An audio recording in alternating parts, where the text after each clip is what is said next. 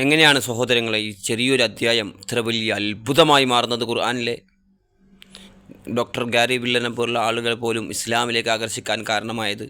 എത്ര ആളുകളാണ് ഈ ഒരു അധ്യായം കൊണ്ട് ഇസ്ലാമിലേക്ക് കടന്നു വന്നത്? വലിയ വലിയ ബുദ്ധിജീവികളായ ആളുകൾ, ചരിത്രകാരന്മാർ, അറിവുള്ളവർ, അഗാധമായി പാണ്ഡിത്യമുള്ള ആളുകൾ, മറ്റു വേദഗ്രന്ഥങ്ങളിൽ പാണ്ഡിത്യമുള്ള ആളുകൾ, ചരിത്രമറിയുന്ന ആളുകൾ.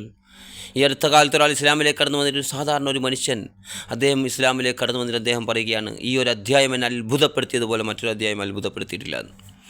ഈ ഒരു അധ്യായമാണ് അദ്ദേഹം പലരെയും ഇസ്ലാമിലേക്ക് കടന്നു വരാൻ കാരണമായത്. എന്തുകൊണ്ട് ഈ ഇത്ര ചെറിയ അധ്യായം?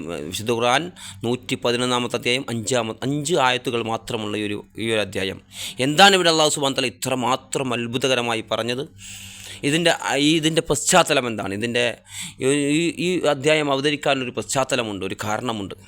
പ്രവാചകൻ സല്ലല്ലാഹു അലൈഹി വസല്ലമ മക്ക കാലഘട്ടത്തിൽ, തൻ്റെ ആദ്യ കാലഘട്ടത്തിൽ ഇസ്ലാം പ്രവാചകൻ സല്ലല്ലാഹു അലൈഹി വസല്ലമക്ക് വഹി നൽകപ്പെടുന്ന ആദ്യ കാലഘട്ടത്തിൽ പ്രവാചകൻ ജനങ്ങളോടെല്ലാം പോയി പറയുമായിരുന്നു ഇസ്ലാമിലേക്ക് കടന്നു വരുന്നതിനെക്കുറിച്ചും. ലാത്തെ ഉസയെ മനാത്തെ ആരാധിക്കരുത്, അള്ളാഹുവിനെ മാത്രം ആരാധിക്കണമെന്ന് പറയുന്ന ആദ്യ സന്ദർഭങ്ങളിൽ ഈ ഖുർആനിലെ അജഞ്ചലമായ ഈ ആയത്തുകൾ അവതരിപ്പിച്ചു കൊണ്ടിരിക്കുന്ന സമയത്ത് നമുക്കറിയാം, യാ അയ്യുഹൽ മുസമ്മിൽ ഖും ഫഅൻദിർ ഫഖദ്ദിർ, പ്രവാചകരെ താങ്കൾ എഴുന്നേൽക്ക്, എന്നിട്ട് ജനങ്ങൾക്ക് താക്കീത് നൽകുക എന്ന് തുടങ്ങുന്ന വചനങ്ങൾ, അങ്ങനെ ശക്തമായി താക്കീത് നൽകുന്ന ആ സന്ദർഭങ്ങൾ, ഫസ്റ്റ് കാലഘട്ടത്തിൽ, ആദ്യം കാലഘട്ടത്തിൽ പ്രവാചകൻ സല്ലല്ലാഹു അലൈഹി വസല്ലം പറഞ്ഞു, അല്ലാഹു സുബ്ഹാനഹു വ തആല പറഞ്ഞു, നിങ്ങളുടെ കുടുംബങ്ങൾക്ക് നിങ്ങൾ പ്രവാചകരെ താങ്കൾക്ക് താക്കീത് ചെയ്യും. പ്രവാചകൻ ഒരു മലയുടെ മുകളിൽ കയറിയിരുന്നു, എന്നിട്ട് തൻ്റെ കുടുംബക്കാരെയും തൻ്റെ ഖുറൈശികളെ അടക്കം വിളിച്ചു വരുത്തി ഓരോ ഗോത്രത്തെ അഭിസംബോധന ചെയ്ത് സംസാരിച്ചു. എന്നിട്ട് പറഞ്ഞു, അതാ ആ മലയുടെ മുകളിൽ നിന്ന്, ഈ മലയുടെ അപ്പുറത്തെ ഭാഗത്ത് നിന്ന് ഒരു സംഘം ആളുകൾ നിങ്ങൾ ആക്രമിക്കാൻ വരുമെന്ന് പറഞ്ഞാൽ നിങ്ങളത് വിശ്വസിക്കുമോ? അവർ പറഞ്ഞു, അതെ. പ്രവാചകൻ ഒരു കളവ് പറഞ്ഞത് അവർക്ക് ആർക്കും അറിയില്ല.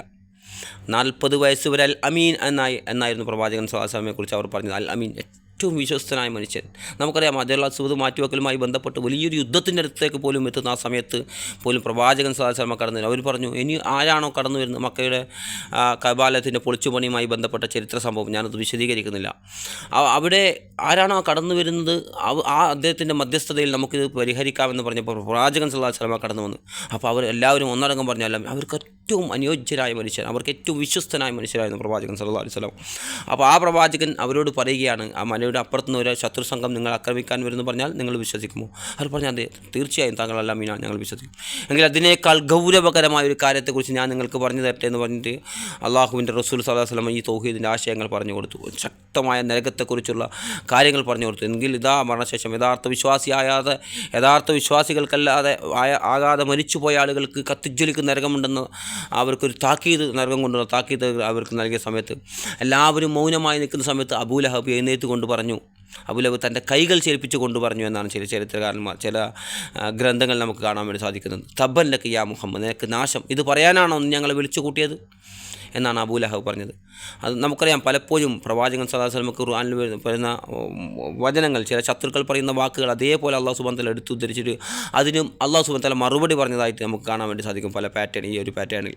ഇവിടെ അല്ലാഹു സുബ്ഹാനഹു വ തആല അതേ നാണയത്തിൽ തിരിച്ചറിച്ചു കൊണ്ട് പറയുന്നു, തബ്ബത് യദാ അബീ ലഹബിൻ വതബ്, തബ്ബത് യദാ അബീ ലഹബിൻ വതബ്, തബ്ബത്ത്, നശിക്കട്ടെ, അവൻ നശിച്ചിരിക്കുന്നു. യഥാ 2 കൈകൾ, നമുക്കറിയാം, പറഞ്ഞ കൈ, യഥാ 2 കൈകൾ അബീ ലഹബ്, അബൂ ലഹബിൻ്റെ വതബ് നശിക്കുകയും ചെയ്തു, നാശമടയുകയും നശിക്കുകയും ചെയ്തിരിക്കുന്നു.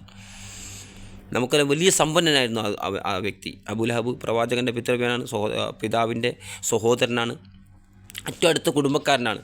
എന്നിട്ട് അതുമാത്രമല്ല, 10 വർഷങ്ങൾക്ക് മുമ്പാണ് ഈ അബൂ ലഹബ് മരിക്കുന്നതിന് 10 വർഷങ്ങൾക്ക് മുമ്പാണ് അല്ലാഹു സുബ്ഹാനഹു വ തആല ഈ ഒരു പ്രവചനം നടത്തുന്നത്. നോക്കൂ നിങ്ങൾ, ഏതെങ്കിലും ഒരു വ്യക്തി ഒരു പ്രവചനം നടത്തുക, എന്നിട്ട് 10 വർഷം അത് തിരുത്താൻ അവസരം നൽകുക, എന്നിട്ട് അത് 10 വർഷമായിട്ടും അത് പൂർണ്ണമായി അതേപടി ആ പ്രവചനം നിലനിൽക്കുക എന്നാൽ അത് അത്ഭുതമല്ലാതെ മറ്റെന്താണ്? 10 വർഷം ഒരു കാപട്യത്തിൻ്റെ പേരിലെങ്കിലും അബൂ ലഹബിന് പറഞ്ഞാൽ ഈ അധ്യായം തന്നെ ഖുർആൻ എടുത്തു മാറ്റേണ്ടി തീർന്നു, ഖുർആൻ്റെ അവസ്ഥ തീർന്നു. അബൂ ലഹബ് ജീവിച്ചിരിക്കുമ്പോൾ ഒറ്റ വട്ടം വന്നിട്ട് ഞാൻ വിശ്വസിച്ചിരിക്കുന്നു, മുഹമ്മദ് പറഞ്ഞ കളവല്ലേ സല്ലല്ലാഹു അലൈഹി വസല്ലം എന്ന് പറഞ്ഞിരുന്നെങ്കിൽ, അല്ലെങ്കിൽ അവിടെ ബുദ്ധിജീവികളുണ്ട്, കവിതകൾ എഴുതുന്നവരുണ്ട്, ബുദ്ധിജീവികളുണ്ട്, അറിവുള്ളവരുണ്ട്, ഒരുപാട് ശത്രുക്കൾ ഇനിയുണ്ട്, എങ്ങനെയെങ്കിലും ഇസ്ലാമിനെ തകർക്കണമെന്ന് പറഞ്ഞ് പാടെ പരിശ്രമിച്ചു പോയ ആളുകളുണ്ട്. വലീദ് ബിൻ മുഗീറയെ പോലെ വലിയ വലിയ കവികളുണ്ട്. എന്നിട്ട് ഒരാളുടെ കൂട്ടുപിടിച്ചിട്ട് ഒരാൾക്കെങ്കിലും അവർക്ക് തോന്നിയോ അങ്ങനെ പറയിപ്പിക്കാൻ അബൂ ലഹബിനെ കൊണ്ട്?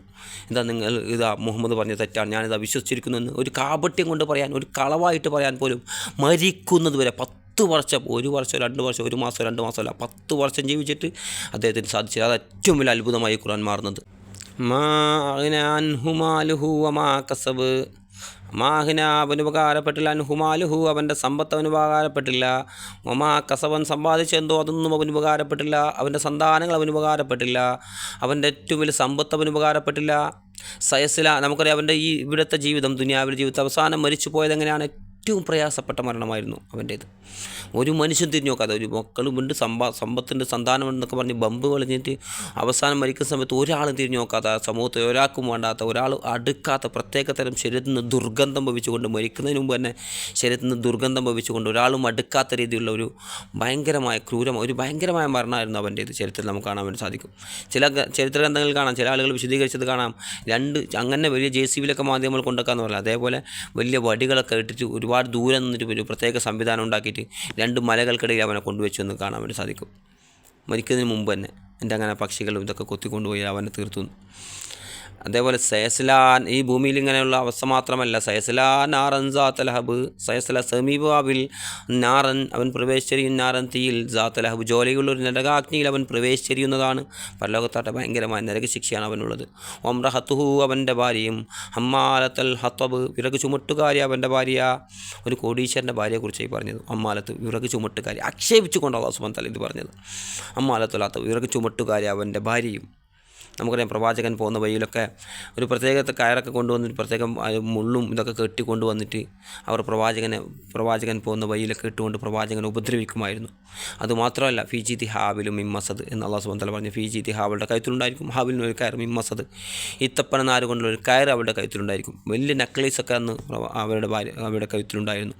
എന്നിട്ട് ഇത് വിറ്റിട്ടാണെങ്കിൽ, ഇതൊക്കെ കൊടുത്തിട്ടാണെങ്കിൽ പ്രവാചകനെ നശിപ്പിക്കാൻ വേണ്ടി ഞാൻ ഇറങ്ങിപ്പുറപ്പെടും, ഇസ്ലാമിനെ തകർക്കാൻ വേണ്ടി ഞാൻ പുറപ്പെടുന്നൊക്കെ പറഞ്ഞു. അതേപോലെ സൂറത്ത് കഹ്ഫുമായി ബന്ധപ്പെട്ട സംഭവം, പ്രവാചകന് വഹി ഇറങ്ങാതെ ഒരുപാട് ദിവസങ്ങൾ, 15ഓളം ദിവസം അല്ലെങ്കിൽ 40ഓളം ദിവസം എന്ന് ചില ഗ്രന്ഥങ്ങൾ കാണാൻ വേണ്ടി സാധിക്കും. ആ ദിവസങ്ങൾ പ്രവാചകന് വഹി ഇറങ്ങാതിരിക്കുമ്പോൾ പ്രവാചകനെ കളിയാക്കിക്കൊണ്ട് പാട്ടെഴുതിയ കവിത എഴുതിയ ഉമ്മു ജമീൽ അവസാനം പ്രവാചകനെ ശാരീരികവും മാനസികമായി ഉപദ്രവിച്ച, അവസാനം ഇവരുടെയൊക്കെ മരണം, ഇവിടെ കഷ്ടിച്ച് മരിക്കുക മാത്രമല്ല അവിടെയും പരലോകത്തും നഷ്ടമാണ്, അവർക്ക് കഷ്ടമാണെന്ന് അല്ലാഹു സുബ്ഹാനഹു വ തആല പറയുന്നു.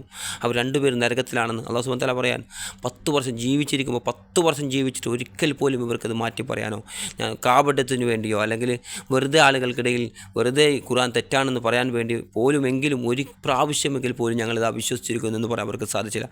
അതാണ് ഖുർആൻ്റെ ഏറ്റവും വലിയ ദൈവികത. അതുകൊണ്ടാണ് ഇത് പ്രവാചകൻ്റെ എഴുത്തല്ല, മുഹമ്മദ് നബി എഴുതിയതല്ല. ഇത് രാവും പകലും അറിയുന്ന എല്ലാവരെയും ഒരാളുടെ ചലനവും എല്ലാ കാര്യങ്ങളും ഭാവിയും ഭൂതവും വർത്തമാനവും എല്ലാം അറിയുന്ന അള്ളാഹുവിൽ നിന്നുള്ള വചനമാണ് എന്നാണ് നമ്മൾ പറയുന്നത്.